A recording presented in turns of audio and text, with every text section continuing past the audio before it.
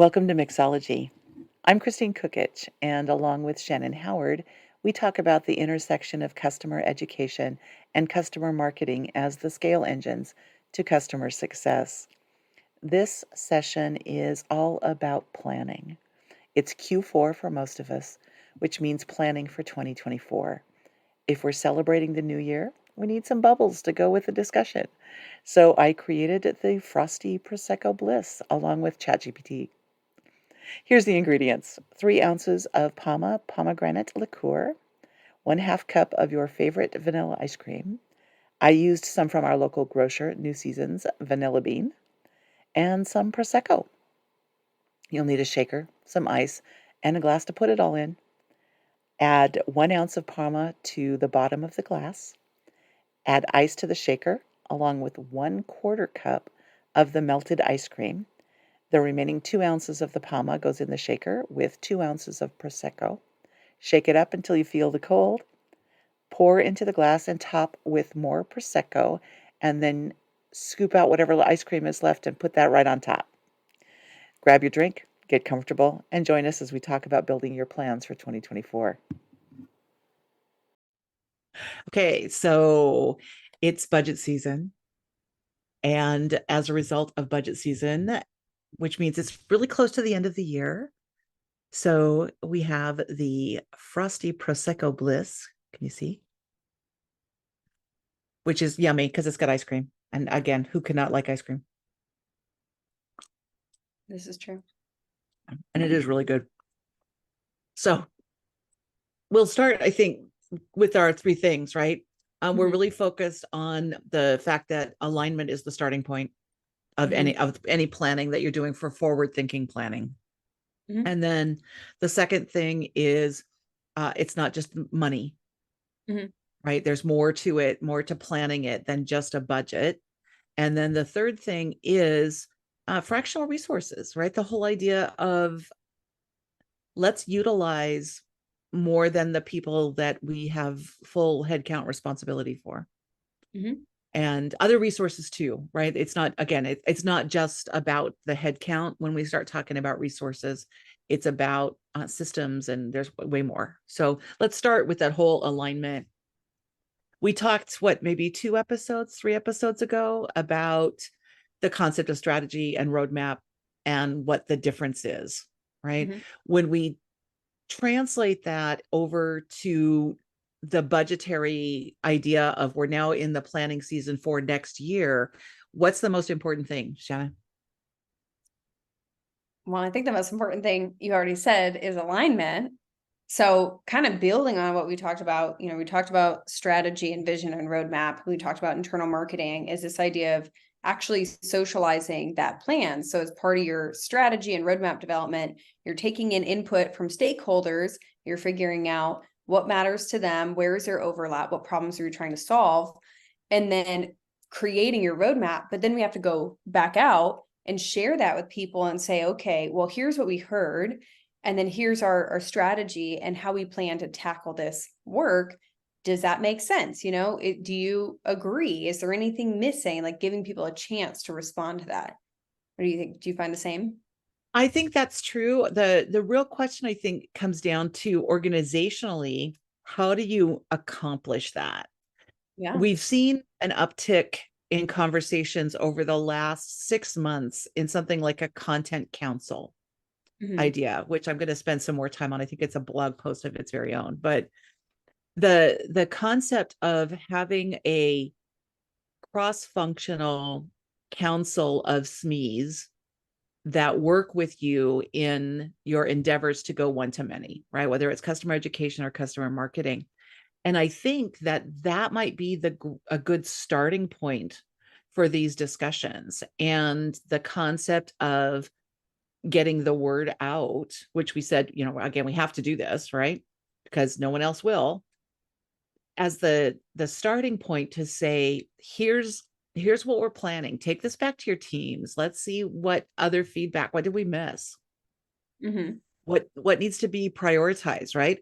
And I want them to prioritize what they think is important, because when I look at the list, I am certainly biased from my perspective.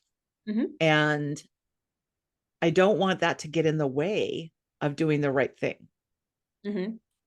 right?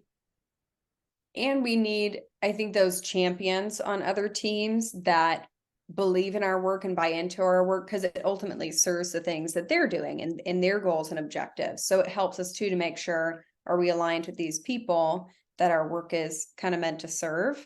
Um, we're working with a fractional executive, and he has what he calls an interlock meeting where we're doing exactly Right. this, of bringing together the stakeholders from different teams and saying, okay, here's the and we talk through the process of, we gathered input, here's what we heard, here's our plan, here's our roadmap, and then giving people that chance to respond. And I think that's important too, because one, sometimes things change. We work in a really fast-paced environment where things could change, but also everybody just wants to feel like they have their say. And I think if you give them a chance, not just to give input, but then to make sure, yes, that accurately reflects what I had originally shared with you, that goes a long way in kind of building that relationship too and getting that alignment.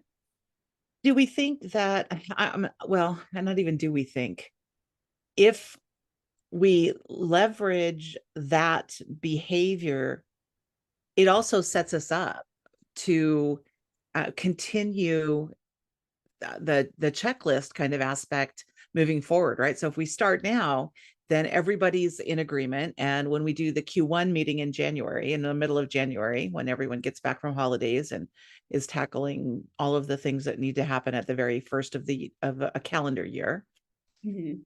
then the structure for that says we can now keep this going, right? Mhm.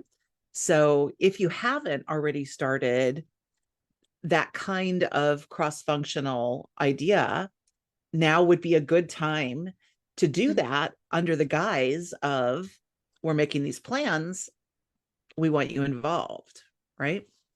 Mhm. Now, what about if your company doesn't have anything like this? Now, I might say, in your average tech company, you have a product team, and hopefully this is kind of how they work, right? They get stakeholder input, they develop a roadmap, they go socialize it, then they go execute and report back regularly on the status. But like, what about if your company doesn't have these types of interlock meetings? That's not part of your, like, how you operate. There's no time like the present to go ahead and start it. Mm-hmm. Yeah, I you have. don't I would prefer certainly that if we were going to start a program, that we had some kind of executive champion Mhm. to work with. I suspect there is one, whether Mhm. that is my boss or that is my CCO, Mhm. right? I would, in many cases for this one, I would probably go straight to the CCO, because I want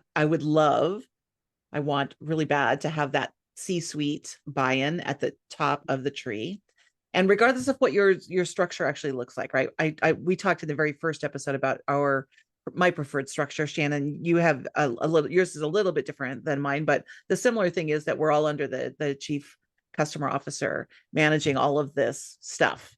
Mhm. And I think the idea here is that if we can go ahead and take this to the CC level and then bring it back down, then the participation from at least those teams that are involved in the customer experience is almost a given, Mhm. because it's coming down from the top, Mhm. right? Which, and it's not to say that we can't be effective if we try to go along, at least along our level, or one level up, one level down from whatever we have. So if you're small, sometimes it's easier, right? Because all you have to do is go down the virtual hallway and say, I want to do this. I want your buy-in. You need to come to the first meeting, and here's what I want you to say.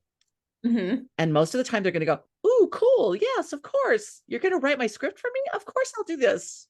You know, and so we can go ahead and route it that in that way.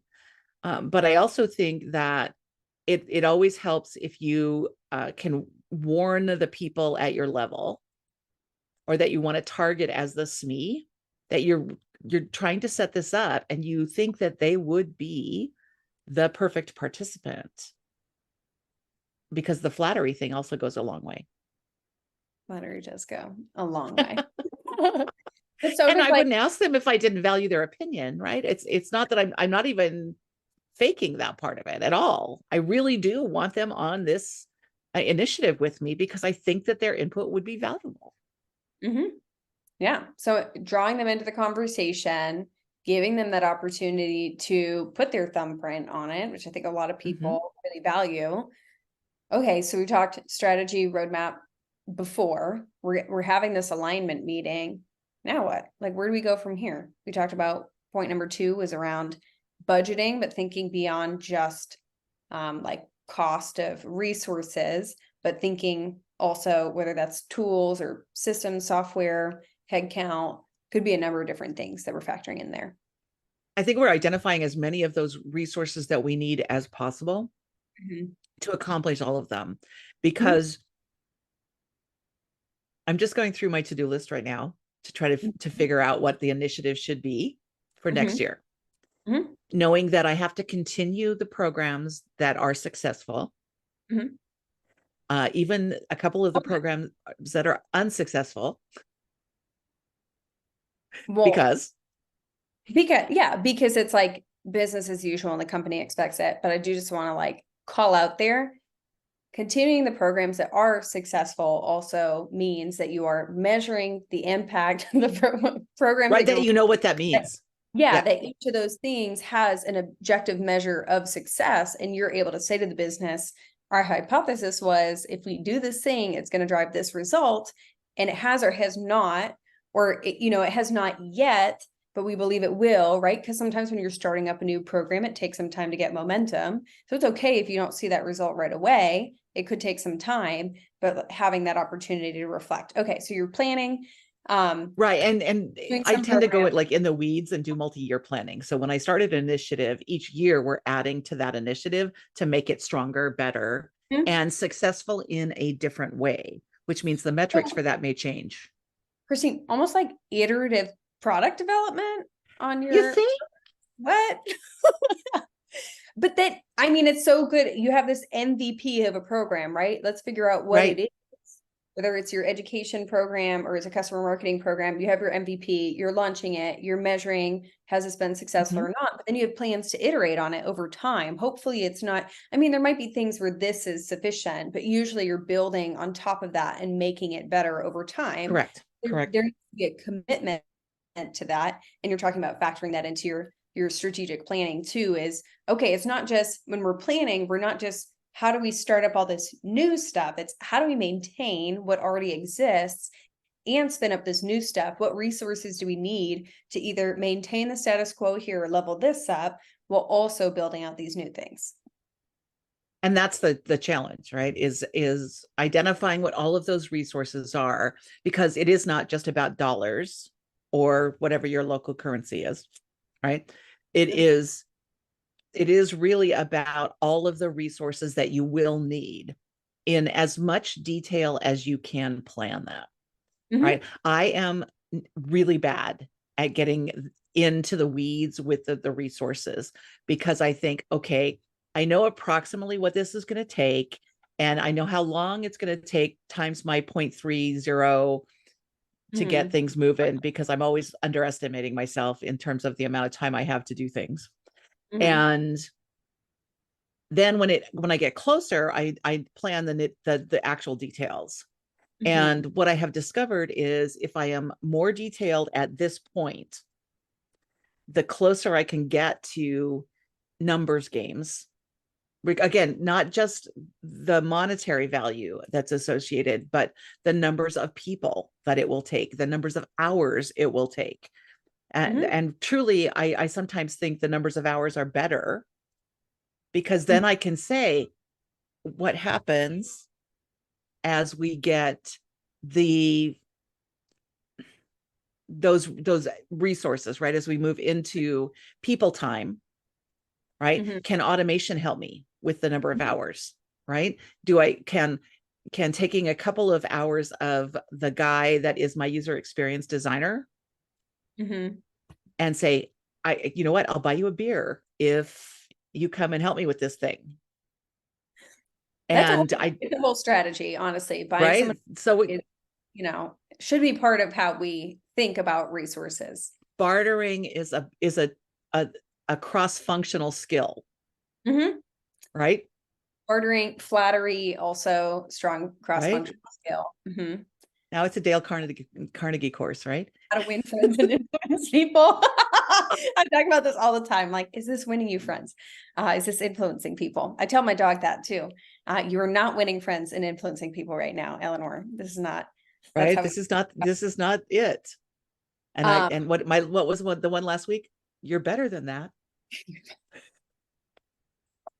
I'm going to start telling my dog that. Okay, so we're Oh, talking like about. they're going to pay attention to that one too, right? She has no idea. It's just really for me. So when we're thinking about our planning and creating that budget, it could be right, but you have to, in order to actually do headcount planning or budgeting, you have to first have that strategic plan, those Right. initiatives, your roadmap of things so that maybe what systems or tools, technology you need to facilitate that, what kind of human resources you're going to need to facilitate that, which could be full-time headcount, could be fractional, could be a freelancer, could be an agency, right? And I think this is where we can look to our friends in marketing for an example, is most Right. marketing teams have they have freelance writers, they have a PR firm. Content developers of all And kinds come in a yeah, gazillion flavors. sure. Or even like video agencies. Maybe you don't have that talent in-house and you don't need it in-house because you don't have like such a consistent video content development that you need that person in-house. So then you can look at what needs to be done, or like you're talking about And hours. if you don't, I get tons of spam every day. I'll be happy to refer you to somebody.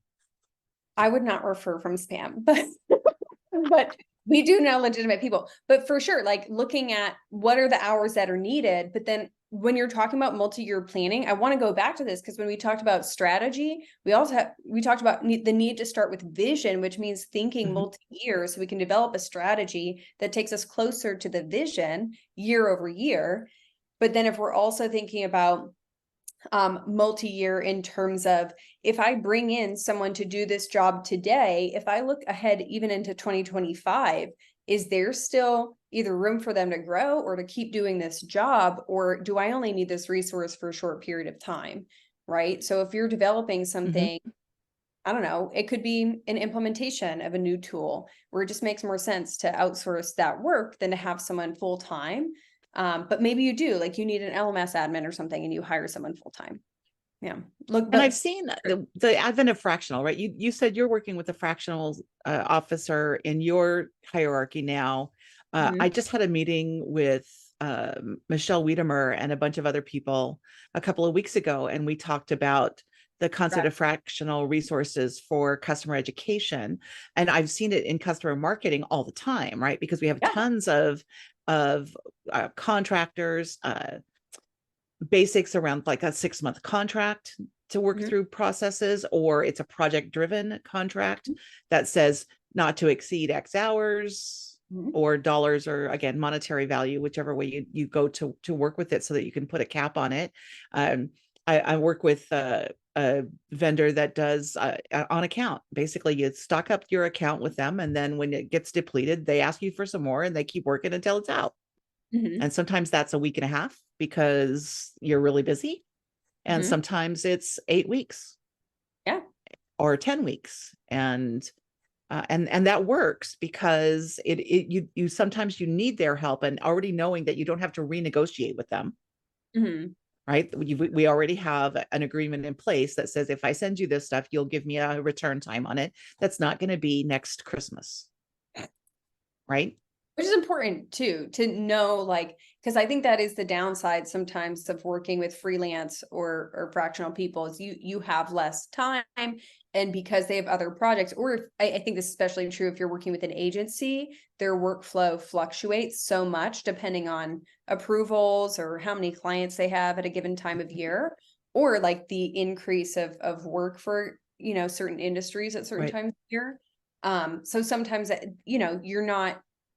you can't quite like rely on those resources. Whereas if you had a full-time headcount, so there's pros and cons to Right, each. exactly. And that's Thinking that part of having that multi-year, discussion now, though, right?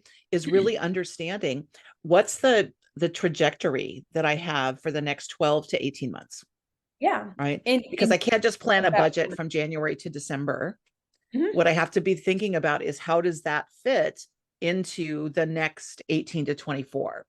mhm, And if I think that there is a project of duration that is going to take 18 months, mhm, I might go for a head count mhm, and say, this is why, right? mhm. Because we can dedicate 80% or 70% of this person's time to this project, which, and I think we talked about this one before too, right? The concept of utilization Mhm. for Yeah. a head count, right? Where you can't assume that 40 hours in a given, or what, again, pick your number that's the standard working hours in your locale, because Mhm. France is 35. Da, da, da. So if we pick and we say 40 hours is the norm, 40 hours is not No, that's not all dedicated billable to, hours. right? Yeah. Right? It's not all dedicated to the tasks that we have identified. There is a chunk of time that is not that stuff, right? Mhm.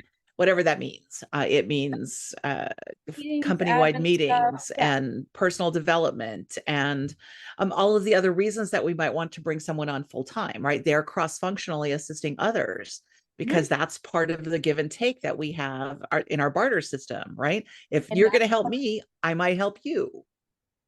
And I think that's an important thing to think about too when you're thinking, is this an in-house resource or external resource? Is who are they going to need to interact with? Like if they need to make inroads with certain teams, it can often be a lot harder to do from the outside than the inside, right? Because you don't Right. maybe know the business as well. You're not as entrenched in the industry. You don't have those cross-functional personal relationships with people that you can lean on. So I think there's pros and cons. Like in-house or externally. But I mean, the other thing I mean, I've talked to some people about this in terms of augmenting their programs is sometimes it's easier to get approval for external resources that get you to where you need to go than to get approval for headcount because the company's thinking Exactly. they're not thinking about Exactly. 1 year. You don't like hire someone and then a year later fire them because you've done the thing that Because you're done. you hired them to do. That would be a contract, not like a full-time hire. So I think there's a Exactly. lot of risk involved in headcount where sometimes you can bring in that either fractional resource or external party that can And do. we Mhm, see a lot of contract to hire, right? Where we start out at a 6 month contract. We've proven the case that we needed to prove. mhm. We've Yes, been yeah. able to return a certain degree of metric against the plan that says, oh, look, it's blown up. It's so successful. I now need to manage this with more than a contract. So let's go ahead. Mhm, Jake has been here. Jake from State Farm. No, Jake has been here for 6 months working on this project. Let's just see if Jake wants to take this on permanently. mhm. And And and Jake that's a good way to can test the waters with people too. exactly You think about how expensive a mishire is. I'm a huge fan of kind of like contract to hire for both parties to see right. it's going to be a good fit. Okay, so we talked about headcount, kind of factoring that into your budget, also kind of your company strategy or design internal, external for the customer marketers who like to listen. I do want to just like talk about incentives too, because sometimes we're like, well, I don't know how many people are going to redeem an incentive or claim an incentive. And what I like to look at is, okay, well, if you have your goals and objectives, you have your strategy, you have your roadmap, you know that you're going to run a review campaign or you know that you're going to do X number of case studies and you know that there's kind of incentive for each one of those. You create your budget based on the goal. Like if our goal is to get 50 new reviews on G2 and those are $25 gift cards, I can't do math in my head, but like 50 times 25, that's what I'm going to put in that line item. Or if I'm going to do case studies and this is what like there's whether it's a swag budget or whatever, and different companies are different about whether they can receive incentives for things, then you're including that in your budget as well and kind of breaking it out. Or if you have a cab, you're factoring in, maybe travel The and swag. accommodations, yeah, or swag or whatever it is, just depending on how it's set up. But you're able to use that strategy, roadmap, the goals and objectives that you've set to then figure out your incentive budget. Because yeah, it can be Right. variable. Right. But if you focus on your goal, well, then you can tell the business, well, okay, if we're going to get 50 G2 reviews, they get paid $25. So like we need that money in the bank for those to reach that goal. Well, and this is another place where we talk about the cross functionality aspect of it as well, because here I can partner with my demand gen people. Mm-hmm. Pre-sales usually gets the budget they want for incentives, Mm-hmm. where customer marketing is sometimes the forgotten child when it Mm-hmm. comes to that kind of thing. What do you, I mean, we're not the stars of the show. Uh, uh, did you think we were? I mean, I thought Did everything you was want to take those blinders off those glasses yet? Right? You got no, but yeah, partnering with our friends right, and but knowing that we can share a budget when it comes to incentives means that there's a more likely chance that we will get what we're asking for, because we are piggybacking on whatever the transactions are that are already established motion in demand gen or in events, right, in events yeah, as well, so if they're because they've got all of budgeting those meetings things or already nailed down. They've got vendors to get you a cap that has your name on it. We've got where is it, a charging board. what? Oh, that's nice. Oh, that's a Isn't that nice, cool? that is great. With a little whiteboard pad, right? Okay, so Kaylin has the vendor for this, right? Why should I go looking for all of that stuff when Kaylin, my events person, has, my field marketer has all of this? She knows all these people already, and that's where that partnership comes in, that cross functionality comes in again, because um, you can share that. If I am willing to show up at a couple of shows a year, which of course I love to go to shows, I would, I'm all in. I wish I Mhm. was at DevLearn. And Oh, I tried to. the, yeah, right.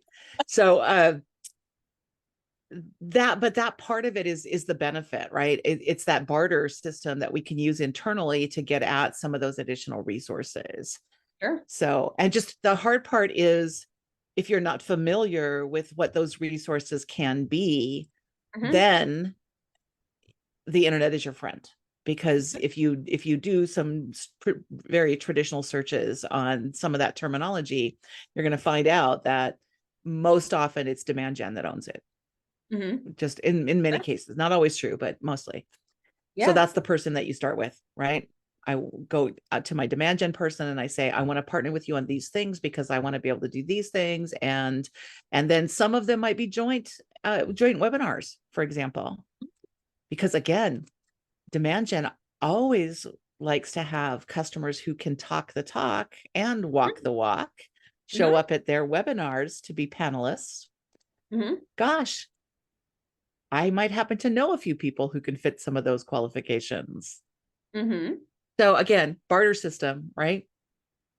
I just Okay. got a request So today. I feel like what you're saying is when we're thinking about budget, go ahead, ask, outline it all, but also know that if you don't get your whole budget, and most teams don't, then there Right? are other avenues, right? I've even worked with customer success to do customer gifting because Right? they were willing to fund that and back that. So you can ask other teams to kind of lean on their budget since our work does support those other teams. Um, you said you got a request. I did just today. I got a request to have a participant on another webinar coming up later this year. So the structure for that is pretty straightforward, right? Make friends, Mhm. right? That's really all we can say, is just make friends. So Mhm. the whole concept of budgeting comes down to the standard concept: make friends. Make friends. Mhm. Well, and I honestly, I feel like this pulls together a lot of what we've already talked about around the vision, strategy, and roadmap, internal marketing, because when you Mhm. have been sharing the results of your work, what did I say in that episode? I said people like to be on a winning team, and so your leadership will be willing to invest more if they see that that is making progress and that there's some growth and traction there, right? We invest resources where we think there's opportunity for impact. So if we can show that impact or start to show that impact, we have a better chance at getting those resources. But then again, friends around the company can be really helpful in helping you get the resources that you need, whether it's headcount, skills and talents, budget. Yeah. And I think when we were talking about fractional resources, we kind of talked about internal, external. You talked about kind of proving the value of your program. I think it can also, in Michelle's post, kind of recapping that whole fractional Right, conversation exactly. about It's on offsetting LinkedIn. internal You guys skill can see it on sets. LinkedIn. Yeah, we should link to it in the show notes. Right, It's because it's a great post about even just offsetting team talents that maybe you right. have skills and but you're not big enough maybe today to hire another full-time person that brings in a totally different skill set, but you can lean on the skill set of someone externally who's kind of already been there and done that. So I think that can be a great, and again, more of a low risk approach for the company, lean on that external resource because they don't have to do all the paperwork. They don't have performance management. They don't have to pay your, health, vision, and dental insurance and all those Right. things. All of the Right. So it's just background costs easier that for are them. headcount reliable. Mhm. Yeah, that I mean, important to know too that when you think about the budget for an employee for the company, it's not just the salary or any variable compensation. It's also all those other things that HR kind of deals with. Well, and I could talk entirely another episode about what happens with onboarding, because that in and of itself too, when that goes south, then it means that we've wasted a lot of those resources on Mhm. a head count that's no longer here. Sure. And so I think that that's the benefit of thinking creatively Hmm. in the way that you choose to fill out the resources, Hmm. that you're not always looking for that 100% my resource. You're Hmm. looking for those people that can help, and whether they are internal or external. I think that's Hmm. super important to keep in your back pocket. Hmm. And something someone taught me too is everyone is always going to ask for head count. We all want more head count just across the board. Sometimes it's knowing when is the right time to ask for it, right? Like I could have probably had another head count on my team and I said, there's kind of a lot of things transitioning, changing. I want to give it a moment to settle so I can actually pick the right hire for the right Mm-hmm. role, right? So again, like as you're doing the strategic planning, you're thinking about who those hires could be, what their job description might look like, and then as you get closer, maybe reimagining based on how things might change between, let's say you get this alignment by the end of the month, you're going through the whole process, January comes and who knows, Google completely changes something. I remember one product launch, like Apple made an announcement the day before a product launch and we were like, oh no, it's just like shot our whole launch. And if Right you in the reinvent foot. the wheel or like reinvent the whole thing, and that can happen. And then, if your plan changes, maybe you need a different skill set, totally fine. But then you can kind of be flexible and adaptable, but you have that plan to kind of work off of. So alignment, strategy, roadmap up at the up front, plan the Mhm. numbers, not just monetary numbers, Mhm. and then work on the resources to get you to the end. Mhm. That's the plan. Mhm. It's not hard. It is time consuming.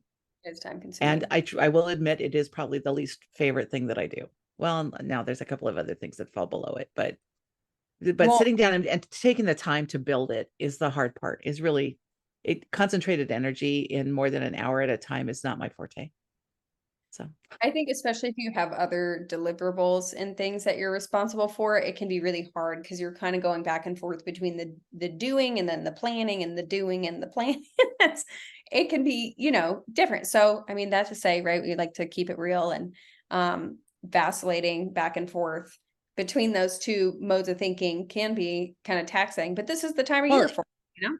yeah, and I always think of it too now as it's another content development project. Mm, So for okay. me, that gives me a better mindset to allocate the right time Hmm. to do it. I can't do this in an hour, Hmm. right? I know this is going to take first draft probably 3 or 4 hours Mm, to work yeah. through, because I have to detail out what my projects are going to look like, Mhm. what was successful. Let me go back and look at all of the numbers and say, okay, did we reach the goals that we had set for this program, or did Mhm. we fall short? And if we fell short, was it bad fall Mhm. short, or was it, oh my gosh, it was you estimated 70 and you got 67? No, what, no, it doesn't matter, right? But if Mhm. you estimated 70 and you got 7, Gotta think about this a minute Yeah. and see, what's going on with that. So for those things, I did decide that, booking a good half day of Mhm. time would allow me to get a draft that I could then socialize with the immediate people around me that were Sure. probably going to be the most impacted by Hmm. it. Yeah. And that could be my starting point at least. So that's it, right? We've got it. We get a plan. You basically align with everybody else. What are the goals? What is the vision that we set earlier? What's the strategy that we're developing to get to that vision? And what does our task roadmap look like that aligns with all of the rest of the organization? And then deal with the numbers game, which is where that's the time part, right? And then figure out what resources you can use, internal, external people, as well as systems, Hmm. right? Maybe you can leverage the systems of the other marketing people, the systems of your CSMs. Some RevOps has tons of access to stuff, and it might be easier to just add a new field to your SFDC instance than it is to try to find an entire new system to build that one thing you need. Hmm. And that, yeah, consider RevOps and IT in that case your thought partners and like, hey, this is the problem I'm trying to solve or the thing I'm trying to do. Do we have anything that can help me to do that? Because like you said earlier, we usually don't know what people have access to. IT sometimes is like, doesn't always know what all everybody's bought because people are just, buying things Well, for because their own everything's on the web, right? I can just put it on the credit card, and I can get my one little license of, Miro. yeah, right. Chat, OpenAI, Yeah. Synthesia, right? Whatever. Hmm. Okay, so that's the plan. Those Hmm. 3 items, execute to the plan, and we'll talk again in 6 months and see how well you're moving with that. Yeah. Are we on target or not? All right. All right then. See you next time. Everybody. Bye.